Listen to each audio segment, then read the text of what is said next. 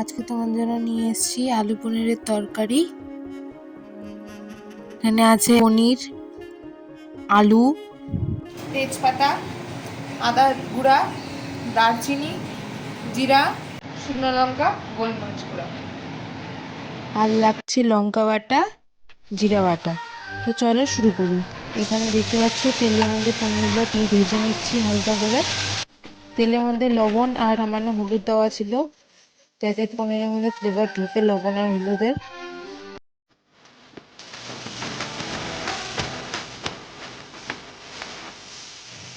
তাছাড়া উল্টে পাল্টে হালকা হালকা করে ভেজে নিয়েছি পনিরগুলোকে। এখন তুলে নেবো আস্তে ধীরে। এই ব্যাকগ্রাউন্ডগুলো ইগনোর করো, রান্নাঘরে কাজ হচ্ছিল তাই এরকম নোংরা হয়েছিল রান্নাঘরটা।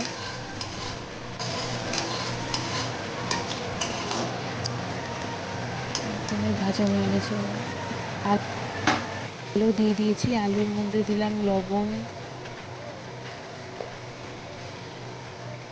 একটুখানি সামান্য জল দিয়ে নিয়ে কষে নিয়েছি। তারপরে দিলাম আদার গুঁড়া আর গোলমরিচের গুঁড়া, তার সাথে লঙ্কা বাটা, আদা বাটাও জিরা বাটাও দেওয়া ছিল। এবার সবগুলা মশলা একসাথে কষিয়ে নিচ্ছি, সামান্য জল দিয়ে নিচ্ছি, কর্নফ্লোর মেশানো যাতে পুড়ে না যায় আর ঠিক হয় ঝোলটা। আবার পনির দিয়ে নিচ্ছি, দেখো পনির দেওয়ার পরে একটু নেড়ে চেড়ে নিচ্ছি। সামান্য 15 মিনিট ঢাকা রাখলাম যাতে মশলাটা ভালো করে কষে যায়, জলটা শুকিয়ে আসে। কর্নফ্লোর দেওয়ার কারণে একটু ঠিক হয়েছে জলটা। এই যে রেডি আমাদের পনিরের তরকারি। তো সবাই বলো ট্রাই করে বাড়িতে কেমন হয়েছে। এভাবেই সাথে থেকো, পাশে থেকো, আর আমাদের চ্যানেলটাকে লাইক, শেয়ার, সাবস্ক্রাইব করতে ভুলো না, আর কমেন্টস করে জানিও কেমন হয়েছে। Thank you.